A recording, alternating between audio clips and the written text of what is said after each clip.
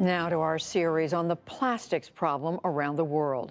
As we said last night, one of the biggest problems is actually how to recycle the material in the U.S.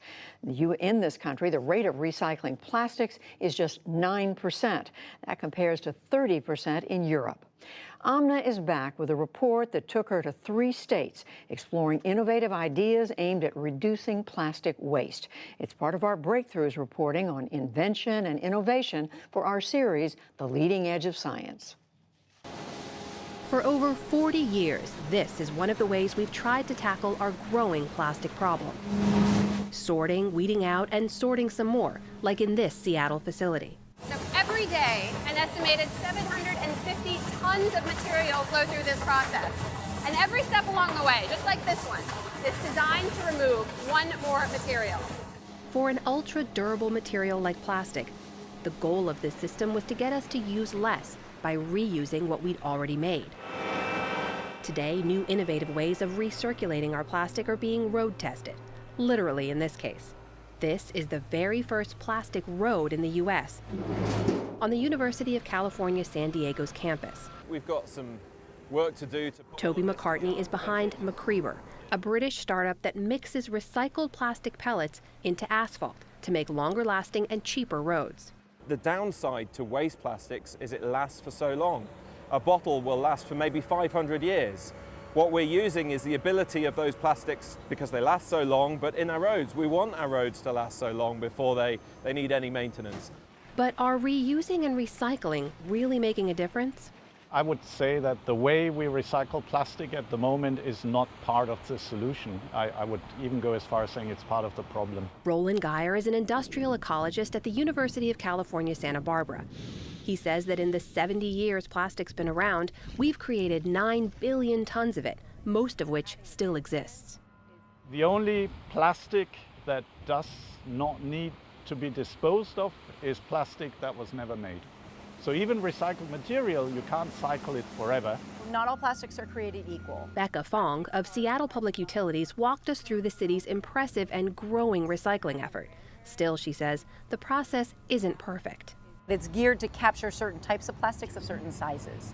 And if it doesn't fit into those categories, it's not really recoverable. So speaking of certain sizes, something like this, a tiny little plastic straw.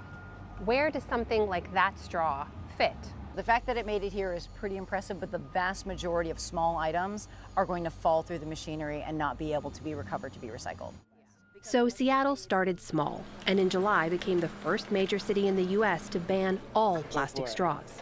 It is that piece of material that is so small and so nuanced and actually kind of an extra for a lot of people, that it actually makes people stop and think, do I really need to have this straw? And that's probably the bigger impact. A straw that I use today in Seattle can end up in the Pacific Ocean and last there for thousands of years.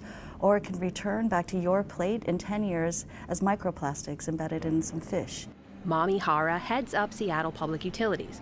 Before her team could implement and enforce the straw ban, which also includes plastic utensils, they had to get local businesses on board. For a lot of businesses, it hasn't been a hard sell. For those who are concerned about the price point, we try to work with them to find viable alternatives that don't impact their purse too much. We'll buy about 1 million straws this year, and the cost of straws has tripled. Bob Donegan is the president of Ivers, an 80-year-old Seattle seafood institution. We don't routinely put a straw in a drink. We ask everybody, would you like a straw? And they can always have one. And these are the new compostable straws. They are made from plants. But the compostable straws don't work for him in other ways.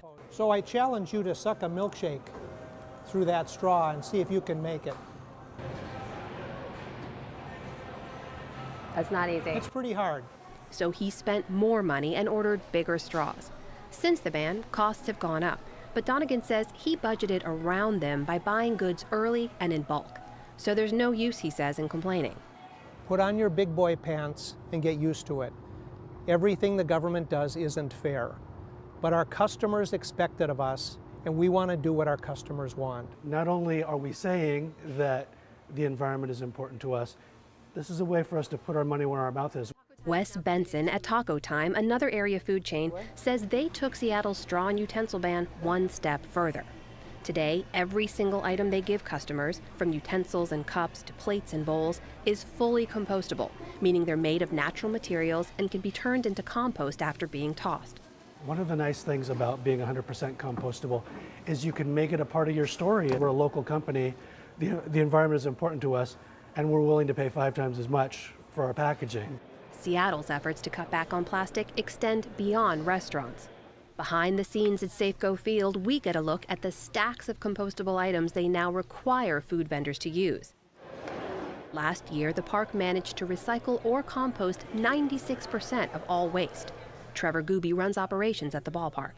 It definitely is more work to sort through the trash that we have after the game and to do these type of things.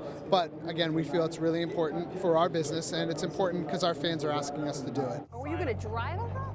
All those compostable items end up in piles like these, at facilities like this, run by Jason Lenz and his family outside of Seattle. For what you guys do, how much of a problem do plastics present?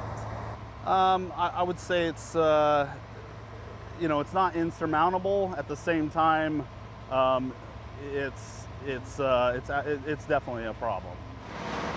Even here, bits of plastic need to be sorted out. Lenz has been in this business since 2008, after expanding his sand and gravel company. So without the city asking this of you or showing that there was a demand for this, you guys likely wouldn't be doing this. That's correct. Seattle is a big pusher of organics diversion for compost. Yeah, so that's why we're in this business. Lenz's company now churns out hundreds of thousands of tons of compost a year and sells it to everyone from soil companies to local governments to home gardeners. What is in here? So these are bags of dirt that I collected from various sites around the Houston area. Reed College student Morgan Vague had a hunch. If plastic really is everywhere, maybe in heavily polluted areas, bacteria have evolved to eat it. And maybe those bacteria could take a bite out of our plastic problem. Some were really sludgy. So she collected samples from some of the dirtiest places around her hometown of Houston, Texas, like sites of past oil spills and sites deemed contaminated by the EPA, and brought them back to the lab. So you identify the bacteria you want to take a closer look at, and then you put them in these test tubes. Yes. And the only food you give them, basically, is a piece of plastic. Exactly. And we were fortunate to find some that did a pretty good job. But Vague found that the bacteria works much too slowly to be useful just yet. What a lot of our research is focused on is sort of like, how can we speed up this process a bit? How can we kind of scale this up and get it to an applicable kind of stage? Because, right now it's just bugs in a tube.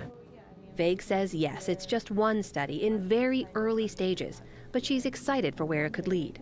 All little girls want to change the world when they grow up, right? I think we need more of these kind of grassroots efforts and kind of thinking outside the box or outside the plastic bottle and kind of seeing what sort of solutions we can find. Without meaningful solutions, experts warn, our trajectory means more and more plastic on our land and in our water.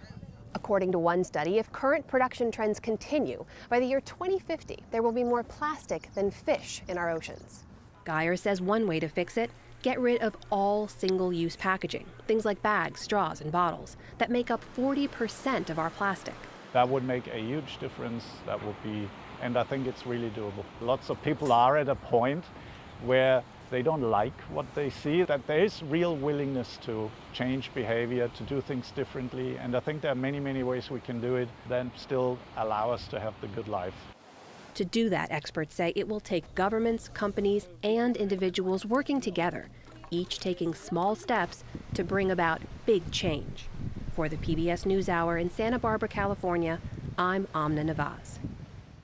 And tomorrow we'll take a look at why China is no longer accepting much of our recycling, including plastics, and the impact that's having.